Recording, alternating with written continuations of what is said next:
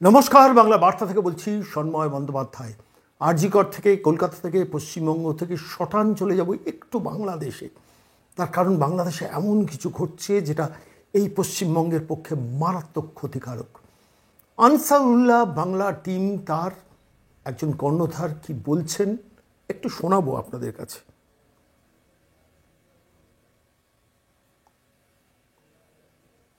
যদি বাংলাদেশের দিকে চোখ তুলে দাঁড়ায় উপরে ফেলা হবে।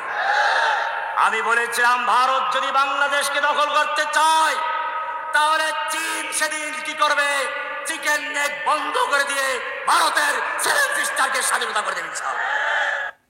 ভারতের সেভেন সিস্টারকে স্বাধীনতা ঘোষণা করে দেবে চীন যেদিন ভারত বাংলাদেশকে দখল করতে চাইবে। কিন্তু ভারত বাংলাদেশকে দখল কেন করতে চাইবে? ভারত তো বাংলাদেশকে মুক্তিযুদ্ধে সাহায্য করেছিল। স্বাধীন রাষ্ট্র হিসেবে বাংলাদেশ যে আজকে মাথা উঁচু করে দাঁড়িয়েছে তার জন্য তো ভারতের অবদান আছে। সেই ভারতবর্ষ বাংলাদেশকে কেন দখল করতে চাইবে? আসলে এটাই ভবিতব্য ছিল। শেখ হাসিনা চলে যাওয়ার পর যারা সরকারে গেছেন, ক্ষমতা দখল করেছেন, মোহাম্মদ ইউনূসকে ইন্টারিম সরকারের প্রধান করেছেন, পেছনে ছিল জামাত এবং অন্যান্য উগ্রপন্থী গোষ্ঠীরা। এবং আমরা আশঙ্কা করেছিলাম এমন একটা পরিস্থিতি শেষ পর্যন্ত যাবে। বাংলাদেশ ন্যাশনালিস্ট পার্টি, বিএনপি এবং জামাতদের এই যে সরকার এই মুহূর্তে তাদের স্পন্সরশিপে যে সরকার চলছে সেটাই কিন্তু এইটাই ভবিতব্য, যেটা যে ভিডিওটা দিয়ে আপনাদের কাছে শুরু করলাম।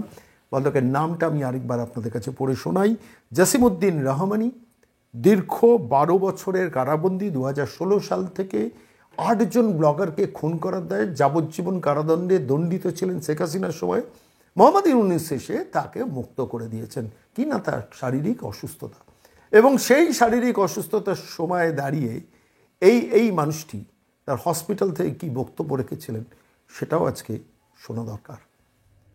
আমরা পশ্চিমবঙ্গের মমতা ব্যানার্জিকে বলবো, আপনি বাংলাকে মোদির রাজত্বের থেকে মুক্ত করে স্বাধীনতা ঘোষণা করুন। এভাবে ভারতের প্রত্যেকটা প্রদেশ খালিস্তানি সেই শিখদেরকে বলবো। জসিমউদ্দিন রহমানি, আনসারুল্লাহ বাংলা টিম তার কর্ণধার এবং আল কায়দার তারা স্বীকৃত প্রতিষ্ঠান বাংলাদেশে, আল কায়দা তাদের স্বীকৃতি দিয়েছে, সেই প্রতিষ্ঠানের কর্ণধার তাঁকে মোহাম্মদ ইউনূস ছেড়ে দিলেন কি শারীরিক অসুস্থতার কারণে। এবং সেই মানুষটি হসপিটালের বেড থেকে বসে কি বক্তব্য রেখেছেন শুনেছেন।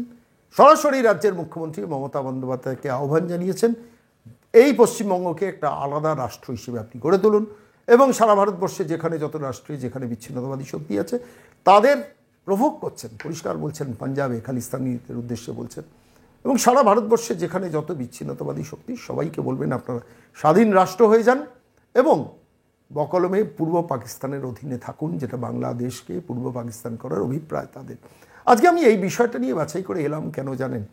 যখন এই পরিস্থিতি বাংলাদেশে চলছে সেই সময়টা লম্বা মিছিল দেখেছি, যে মিছিলে দেখা যাচ্ছে যে একটি নির্দিষ্ট অঞ্চলে বাংলাদেশে দুর্গাপুজো তারা করতে দেবেন না বলে তারা মিছিল বার করেছে। আর ঠিক সেই সময় এপার বাংলায় নিউ টাউন দুর্গোৎসব কমিটিকে তাদের গত বছরের মতো এবছরও পুজো আদায় করার জন্য, পুজোর অনুমতি আদায় করার জন্য কলকাতা হাইকোর্টে মুভ করতে হচ্ছে। এবং নিউ টাউন ডেভেলপমেন্ট কমিটি যার চেয়ারম্যান হিসেবে আছেন সম্ভবত আলাপন বন্দ্যোপাধ্যায়, তার কাছ থেকে অনুমতি আদায় করার জন্য আদালতের মুখোমুখি হতে হচ্ছে নিউ টাউন পুজো কমিটিকে। ঠিক একই সময় নদিয়ার একটি পুজো কমিটি, সেই পুজো কমিটিতে পুলিশ গিয়ে বলেছে যে আপনারা 112 ফুট না 120 ফুটের প্রতিমা করছেন, এখন আপাতত বন্ধ রাখতে হবে। এবং তারাও কলকাতা হাইকোর্টে আদালতে গেছে। মিল কিছু খুঁজে পাচ্ছেন? কিছু মিল কি খুঁজে পাচ্ছেন? আমি বলছি এর শেষটা কোথায়? এই পশ্চিমবঙ্গকে আলাদা একটা রাষ্ট্র হিসেবে দেখতে চাইছে বাংলাদেশ। আর এই পশ্চিমবঙ্গ কিভাবে চলছে আপনি একটু ভালো করে ভেবে দেখুন তো। চোপড়ার সেই বিধায়কের সেই কথার পর এ রাজ্য যারা শাসন করছেন, এ রাজ্যের মুখ্যমন্ত্রী মমতা বন্দ্যোপাধ্যায় বা তৃণমূল কংগ্রেসের পক্ষ থেকে কোনো নিন্দা করা হয়নি, তাকে কন্ডেম করা হয়নি, তাকে শাসন করা হয়নি। আপনারা জানেন যে ভগবান গোলার বিধায়ক যখন বলেছিলেন যে আমরা সংখ্যাগুরু 30%কে আমরা ভাগীরথীর জলে ভাসিয়ে দিতে পারি, আমরা তো এক্সপেক্ট করেছিলাম এ রাজ্যের মুখ্যমন্ত্রী মমতা বন্দ্যোপাধ্যায় বা তৃণমূল কংগ্রেস তার নিন্দা করবেন, করেছেন। একটু ভেবে দেখুন তো, কলকাতার মহানগরিক ববি হাকিম দিনের পর দিন কী বলেছেন। কলকাতার মধ্যে তিনি মিনি খিদিরপুর দেখেছেন, মমতার কোনো নিন্দে শুনেছেন? অভিষেকের কোনো নিন্দে শুনেছেন? ভেবে দেখুন তো, এই কলকাতার মহানগরিক ববি হাকিম যে চেয়ারে যতীন্দ্রমোহন সেনগুপ্ত, দেশবন্ধু চিত্তরঞ্জন দাস, নেতাজি সুভাষচন্দ্র বসু তাঁরা বসছিলেন, বিধানচন্দ্র রায় তাঁরা বসছিলেন, সেই চেয়ারে বসে একজন কলকাতা মহানগরিক বলছেন যে এমন একটা দিনের স্বপ্ন আমরা দেখতেই পারি যেদিন 50% মানুষ উর্দুতে কথা বলবে এই বাংলায়। ভাবতে পারছেন? তারপর তার বিরুদ্ধে কোনো নিন্দে, তাকে শাসন, কোনো অনুশাসন দেখেছেন তৃণমূল কংগ্রেসের মমতা অভিষেক? দেখেন। একটু ভালো করে ভেবে দেখুন তো, সাম্প্রতিককালে যারা ইসলাম ধর্মে জন্মগ্রহণ করেননি তারা ভাগ্যবান নন, এমন একটি মন্তব্য করেছিলেন নবান্নের ধনধান্যে স্টেডিয়াম, সেই ধনধান্যে সভাঘর থেকে বসে কলকাতা মহানগরীর পদে বসা একটা মানুষ এ ধরনের বলেছেন। তারপর রাজ্যের মুখ্যমন্ত্রী কোনো অনুশাসন দেখেছেন, কোনো শাসন দেখেছেন, তাকে কন্ডেম করা শুনেছেন? মীনাক্ষী দেব বিশ্বাস রিপাবলিকের সাংবাদিক যখন মমতা বন্দ্যোপাধ্যায় রাজ্যের মুখ্যমন্ত্রী মুম্বাইয়ে গিয়েছিলেন উদ্ধব ঠাকরের সঙ্গে দেখা করতে, সেইখানে যখন প্রশ্নটা করেছিলেন তিনি ক্ষিপ্ত হয়ে উঠেছিলেন। প্রশ্নের মুখোমুখি তিনি হতে ভয় পান এবং স্বাভাবিকভাবেই তিনি ক্ষিপ্ত হয়ে উঠেছিলেন। উল্টে কোনোদিন এই রাজ্যের মুখ্যমন্ত্রী মমতা বন্দ্যোপাধ্যায়, অভিষেক বন্দ্যোপাধ্যায় এগুলোর সম্বন্ধে কোনো নিন্দা করতে শুনিনি। আমরা দেখেছি সিএ এনআরসি আন্দোলনের সময় 3 দিন ধরে থানা জ্বালানো থেকে শুরু করে সমস্ত স্টেশনগুলো মুর্শিদাবাদে ভাঙচুর হয়েছিল। দেখেছেন মমতা অভিষেককে কোনোদিন নিন্দা করতে? কোনোদিন দেখেছেন আপনারা? আমি বলছি এই ঘটনা দিনের পর দিন, বছরের পর বছর, মাসের পর মাস এই পশ্চিমবঙ্গে যেগুলো ঘটছে, একটা রাজ্যের শাসক দল সেকুলারিজমের ছাতার তলায় এই ঘটনাগুলোকে ঘটিয়ে চলেছেন। 72টা না 74টা আউটপোস্টে বর্ডার সিকিউরিটি ফোর্সকে জমি দেননি এই রাজ্যের সরকার, এই রাজ্যের মুখ্যমন্ত্রী।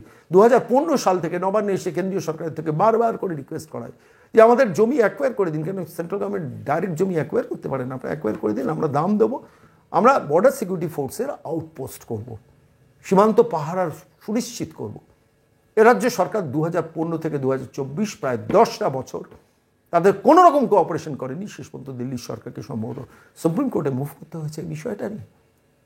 বর্ডার কতটা অসুরক্ষিত বলুন তো? এই জসিমউদ্দিনের মতো লোকেরা যখন বাংলাদেশে জেল থেকে বেরিয়ে এসছে, তারা পশ্চিমবঙ্গকে ডিস্টেবিলাইজ করার চেষ্টা করবেন, এটা হয়তো স্বাভাবিক। আজকে সেই সিকিউরিটিটাকে এনশিওর করার জন্য বর্ডার সিকিউরিটি ফোর্সকে 50 কিলোমিটার রেডিয়াস সম্প্রসারণের কথা যখন কেন্দ্রীয় সরকারের তরফ থেকে ঘোষণা করা হয়েছিল যে সমস্ত রাজ্যগুলো যাদের বর্ডার আছে তাদের border security force BSF 50 kilometre মধ্যে এরিয়া ডমিনেশন করতে পারবে, যে কোনো উগ্রপন্থী অন্য দেশ থেকে সে লুকিয়ে থাকলে আমরা চট করে তাকে ধরতে পারবো। পাঞ্জাব মেনে নিয়েছে, রাজস্থান মেনে নিয়েছে, গুজরাট মেনে নিয়েছে, অসম মেনে নিয়েছে, ত্রিপুরা মেনে নিয়েছে, একমাত্র পশ্চিমবঙ্গ তার বিরোধিতা করেছেন। অপর্ণা সেনও প্রেস কনফারেন্স করেছে। কে লুকিয়ে আছে বলুন তো এই সমস্ত কাহিনীর মধ্য দিয়ে? আমি আপনাদের যে বক্তৃতাটা শোনালাম, দুটো বক্তৃতা শোনালাম। শুরুতে শুনলেন যে যেখানে দাঁড়িয়ে ভারত যদি বাংলাদেশ দখল করতে আসে বলে মানুষকে খেপাচ্ছেন তিনি, এবং সেই বক্তৃতাটা আপনাদের শোনালাম। সেখানে দাঁড়িয়ে বলছেন চীন তাহলে চিকেন নেক, ভারতবর্ষের সঙ্গে 7 সিস্টার্স যারা মণিপুর, মেঘালয়, ত্রিপুরা, অসম যেগুলো আছে তার একটা লিঙ্ক, যেটা চিকেন নেক, সেই চিকেন নেকটা যদি কেটে দেয় তাহলে 7 সিস্টার্স স্বাধীনতা ঘোষণা করে দেবে। বলছেন কে? বাংলাদেশের মুক্তিযুদ্ধতে যে ভারত সাহায্য করেছিল, সমর্থন দিয়েছিল, সহযোগিতা করেছিল, প্রাণ দিয়ে লড়াই করেছিল, সেই ভারতবর্ষের সম্বন্ধে সেখানকার একজন সদ্য মোহাম্মদ ইউনুস সরকার দ্বারা মুক্ত একজন ব্যক্তি বলছেন, এবং সেটাকে তারা কন্ডেম করছেন এবং মারাত্মক হচ্ছে। এ রাজ্যের মুখ্যমন্ত্রীকে যখন আহ্বান জানাচ্ছেন, সে রাজ্যের এ রাজ্যের মুখ্যমন্ত্রী বা তৃণমূল কংগ্রেসের পক্ষে তার বিরোধিতা করে কোনো কণ্ঠ আপনারা শুনেছেন, কোনো রিজয়েন্ডার শুনেছেন যে আমরা এর বিরোধিতা করছি, ভারতবর্ষের মধ্যেই আমরা পশ্চিমবঙ্গ থাকবো, আলাদা রাষ্ট্রের কথা ভুলে যান? যে কোনো সেন্সিবল সরকার থাকলে তো সেটাই করে। এ রাজ্যের মুখ্যমন্ত্রী মমতা বন্দ্যোপাধ্যায় করেননি, এ রাজ্যের অভিষেক বন্দ্যোপাধ্যায় তৃণমূল কংগ্রেসের সুপ্রিমো করেননি, রেলিশ করছেন না। রেলিশ তো করবেন। ভারতবর্ষের 4টে রাজধানী চেয়েছিলেন না মমতা বন্দ্যোপাধ্যায়? এ রাজ্যে বাংলা সঙ্গীতের নামে জাতীয় সঙ্গীত কথাটা বারবার বলেছিলেন না, মনে পড়ে? একটু ভেতরে ইন্টেনশনটা একটু ভালো করে ভাবুন। আমি প্রধানমন্ত্রী হতে পারিনি, তো পশ্চিমবঙ্গকে একটা স্বাধীন রাষ্ট্রের মর্যাদা দেওয়ার চেষ্টা করব, এবং সেই লক্ষ্যেই কিন্তু তিনি ধাবিত হচ্ছেন বলে আজকে এখনও পর্যন্ত এই ভিডিও আমাদের কাছে এসছে, এই ভিডিও আপনাদের কাছে দেখালাম। এই ভিডিও রাজ্যের মুখ্যমন্ত্রী জানেন না? স্পেশাল টাস্ক ফোর্স বিনীত গোয়েল সদ্য দায়িত্ব পেয়েছেন, তিনি কি পাননি? যদি পেয়ে থাকেন তাহলে পশ্চিমবঙ্গ সরকারের তরফ থেকে কেন এর বিরোধিতা করা হয়নি?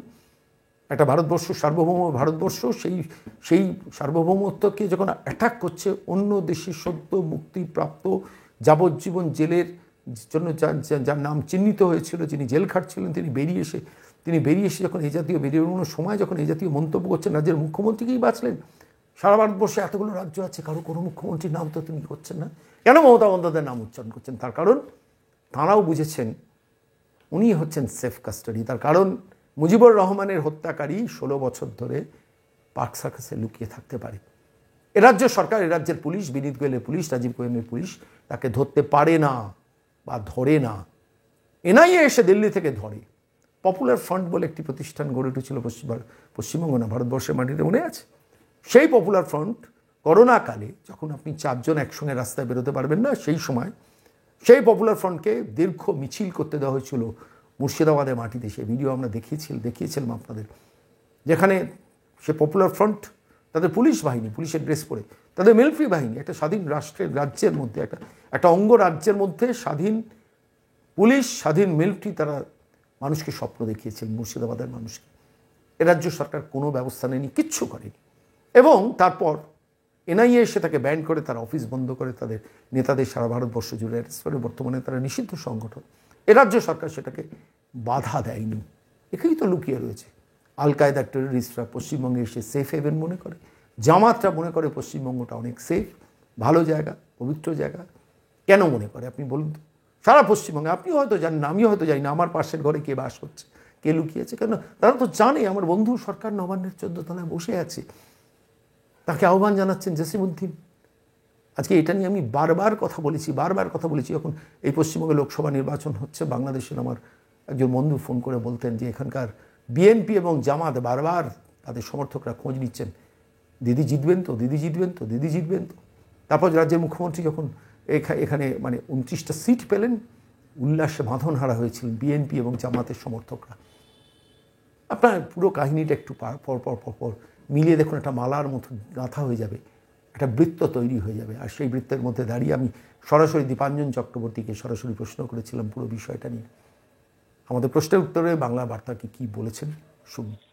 দেখুন সন্ময়দা, এটা মোটামুটি 3 দিন হয়ে গেল। 72 ঘন্টা আগে রিপাবলিক বাংলাতে এটা প্রথম প্রকাশ পায় এবং সেদিন আমি বলেছিলাম প্রকাশ্যে একটা কমপ্লিট 27-28 মিনিটের ভিডিও, যেটা ভয়ঙ্কর বললে কম বলা হয়। এখন ব্যাপারটা হচ্ছে, সেখানে আমি পরিষ্কার একটা জিনিস বলেছিলাম যে লোকটি জসিমউদ্দিন রহমানি যে ভিডিওতে বক্তব্য রেখেছে, যিনি মমতা ব্যানার্জিকে আহ্বান জানাচ্ছেন ভারতবর্ষ থেকে বেরিয়ে এসে স্বাধীন পশ্চিমবঙ্গ বা স্বাধীন পূর্ব পাকিস্তান তৈরি করতে, এই জসিমউদ্দিন রহমানি, যেটা সবাই জানেন, আল কায়দা পৃথিবীর অন্যতম কুখ্যাততম সন্ত্রাসবাদী সংগঠন, ইসলামিক মৌলবাদী সংগঠন। এই আল কায়দার একটি শাখা সংগঠন আছে যেটাকে বলা হয় আল কায়দা ইন ইন্ডিয়ান সাবকন্টিনেন্ট। তারা ইস্ট ইন্ডিয়া এবং ইস্টার্ন এশিয়ার বিভিন্ন দেশে তাদের নিজেদের শাখা সংগঠন বাড়িয়েছে। এই যে আনসারুল্লাহ হচ্ছে বাংলাদেশে আল কায়দার অথরাইজড অ্যাফিলিয়েটেড সংগঠন। আর এই জসিমউদ্দিন রহমানি হচ্ছেন আল কায়দার বাংলাদেশ প্রতিনিধি আপনি বলতে পারেন। 2009-10 সালে 11 সালে 8 জন উদারমনা অসাম্প্রদায়িক ব্লগারকে বাংলাদেশে নৃশংসভাবে হত্যা করা হয়। কারোর গলা কেটে, কাউকে প্রত্যেককে ছুরি দিয়ে আঘাত করে মারা হয়, যাতে তার লোকের কাছে ভিজুয়াল ইম্প্যাক্টটা ভয়াবহভাবে যেতে পারে। এই 8 জন ব্লগারের মধ্যে একজন হিন্দু, বাকি 7 জন কিন্তু মুসলিম, যারা উদারমনা, যারা মৌলবাদের তীব্র ধিক্কার দেয়, প্রতিবাদ করে। আর এই জসিমউদ্দিন রহমানি এই 8 জনের হত্যার ষড়যন্ত্রের মূল ষড়যন্ত্রী। 2016 সালে শেখ হাসিনা ওয়াজেদের সরকার বিচার প্রক্রিয়া শেষে একে যাবজ্জীবন জেলে বন্দী করার আদেশ আসে সুপ্রিম কোর্ট থেকে। ডক্টর ইউনূসের অন্তরিম সরকার আসার পর ওনার প্রথম মহান কাজের মধ্যে একটি এই জসিমউদ্দিন রহমানকে ইনি জেল থেকে মুক্ত করেন।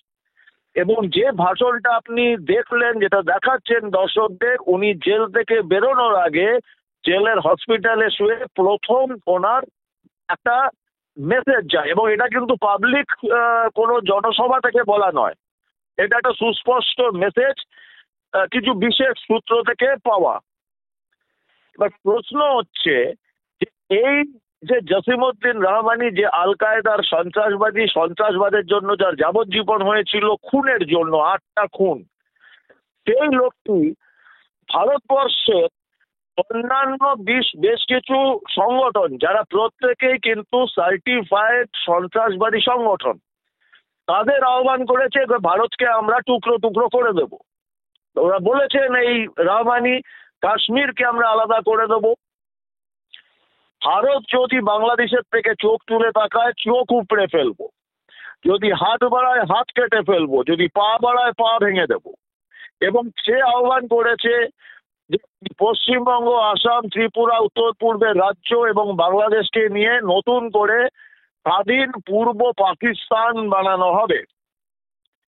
এখন সব থেকে ইন্টারেস্টিং ব্যাপার, ভারতবর্ষের একমাত্র রাজনীতিবিদ, একমাত্র একটি রাজ্যের প্রশাসনিক প্রধান, নির্বাচিত প্রধান, সংবিধানের শপথ নেওয়া প্রধান মমতা ব্যানার্জিকে উনি আহ্বান করছেন যে আমাদের সঙ্গে যোগ দিন এবং আমরা স্বাধীন পশ্চিমবঙ্গ, স্বাধীন পূর্ব পাকিস্তান বানাবো। দ্বিতীয়, উনি এই কথাটাও বলেছেন, এই ভিডিওতে রয়েছে, যে চিকেন নেক, উত্তর বাংলার শিলিগুড়ির চিকেন নেক আমাদের দরকার। চিকেন নেক যদি আমরা দখল করতে পারি, পুরো উত্তর পূর্ব ভারতকে আমরা বিচ্ছিন্ন করে দেব ভারত থেকে, এবং এর জন্য আমাদের মমতা ব্যানার্জির সমর্থন, সাহায্য দরকার। না, একজন সন্ত্রাসবাদী সে বাংলাদেশে বসে কিছুই বলতে পারে। আমার প্রশ্ন হচ্ছে যে 72 ঘন্টা পরেও আমি ধরে নিলাম যে পশ্চিমবঙ্গ পুলিশের এডিজি, এসটিএফ দুর্বিনীত গোয়েল, তার কাছে ভিডিও নেই। যদি না থাকে, ওনার ওই পদে বসার ওনার যোগ্যতা নেই। আর যদি ওই ভিডিও থাকে, উনি যদি মমতা ব্যানার্জিকে না দেখিয়ে থাকেন, তাহলেও বলবো যে ওনার এসটিএফ এর এডিজি হওয়ার যোগ্যতা নেই। তৃতীয় প্রশ্ন, যদি মমতা ব্যানার্জি দেখে থাকেন, গত 3 দিনে পশ্চিমবঙ্গের প্রশাসন, মুখ্যমন্ত্রী বা তার অফিস, এসটিএফ অথবা মুখ্যমন্ত্রীর শাসক দল তৃণমূল কংগ্রেস, এরা কেউ কিন্তু এখনো অব্দি রিজয়েন্ডার দেয়নি যে এই জসিমউদ্দিন রহমানি একজন সন্ত্রাসবাদী, ওর সঙ্গে আমাদের কোনো সম্পর্ক নেই, সে তার ব্যক্তি স্বাধীনতা যা ইচ্ছা বলেছে, আমরা ভারতবর্ষ রাষ্ট্রীয় সুরক্ষার সঙ্গে কম্প্রোমাইজ করি না এবং আমরা ভারতেরই একটা অবিচ্ছেদ্য অঙ্গরাজ্য হয়ে থাকবো। এই সমস্ত সন্ত্রাসবাদীদের আমরা ঘৃণা করি। একটা শব্দ কিন্তু এই 4টে জায়গা থেকে এখনো আসেনি, যেটা অত্যন্ত সন্দেহজনক। আমি জানি না, অনেকে যদি বলে যে সে পুরনো প্রবাদ সম্মতি লক্ষণম, যে নিশ্চুপ থাকাই সম্মতি, সেটা অন্যায় হবে কি হবে না। তন্ময়দা, না ঠিকই, খুব উদ্বেগের এবং খুব উৎকণ্ঠার যে তথ্যটা নিয়ে আমাদের তথাকথিত মেইনস্ট্রিম মিডিয়া সবাই খুব সচেতন নয়। এটা নিয়ে আমরা কথা বলছি না, কি কারণে জানি না। শেখ হাসিনার বিদায়ের পর থেকেই আশঙ্কা করছিলাম এই ধরনের কিছু পরিস্থিতি হতে পারে, এবং ঠিক সেই আমাদের আশঙ্কাই সত্যি হলো। দেখা যাক অনুমতি দিলে জয়েন্ডার দেন কিনা। আপনি আপনার অনুমতি হলে ধন্যবাদ, আমি একটি কথা আরো বলতে চাই। বল। দেখুন, ভারতবর্ষে অনুপ্রবেশের সমস্যা আজকে নয়। আপনার যদি মনে থাকবে 2004 সালে ইউপিএ সরকারের আমলে এই মমতা ব্যানার্জি সম্ভবত সংসদে প্রশ্ন তুলেছিল, তখন উনি ইউপিএ সরকারের মন্ত্রী এবং সাংসদ তো বটেই, মন্ত্রী যদি না হয়ে থাকেন ভুলে গেছি, কিন্তু সাংসদ তো নিশ্চিত। এবং প্রশ্ন তুলেছিলেন, সেই লিখিত প্রশ্নের জবাবে অনুপ্রবেশ নিয়ে তৎকালীন গৃহ রাজ্যমন্ত্রী শ্রীপ্রকাশ জয়সওয়াল রিটন স্টেটমেন্ট দিয়েছিলেন যে 2004 সালে সারা ভারতবর্ষে 1,20,00,000 অনুপ্রবেশকারী বাংলাদেশ থেকে প্রবেশ করেছে, তারা আছে। তার মধ্যে শুধু পশ্চিমবঙ্গে 57 লক্ষ, এটা 2004। 2011 অবধি যদি ভারতের সংসদে অনুপ্রবেশ নিয়ে সব থেকে বেশি কেউ ভোকাল কোনো নেতা ছিলেন ভারতবর্ষের মধ্যে, তিনি এই পশ্চিমবঙ্গের তৎকালীন সাংসদ মমতা ব্যানার্জি। আমার প্রশ্ন হচ্ছে যে 2011 থেকে 2024 এই 13 বছরে এমন কি উনি করলেন বা কি হলো যাতে আল কায়দার বাংলাদেশের প্রতিনিধি জসিমউদ্দিন রহমানির মতো একজন সন্ত্রাসবাদী ওনাকে আহ্বান করছেন যে পূর্ব পাকিস্তান করা হোক, মোদীর কুশাসন থেকে পশ্চিমবঙ্গকে আলাদা করে মুক্ত করে আমাদের পূর্ব পাকিস্তানে যোগদান করুন। এটা খুব বিপজ্জনক। উনি এমন কি করেছেন? উনি ওনার অবস্থান পরিষ্কার করুন। হয় সন্ত্রাসবাদীদের সঙ্গে অথবা ভারতের রাষ্ট্রীয় সুরক্ষার সঙ্গে। এর মাঝামাঝি কোনো অবস্থান কিন্তু হয় না। বাংলার মানুষ সেটা শুনতে চায়, জানতে চায়। তন্ময়দা, অনেক ধন্যবাদ দীপাঞ্জন দা, খুব সুন্দর ধন্যবাদ। মূল্যায়ন করলেন, ব্যাখ্যা করলেন পুরো ব্যাপারটা। অনেক ধন্যবাদ। ধন্যবাদ তন্ময়দা, জয় হিন্দ।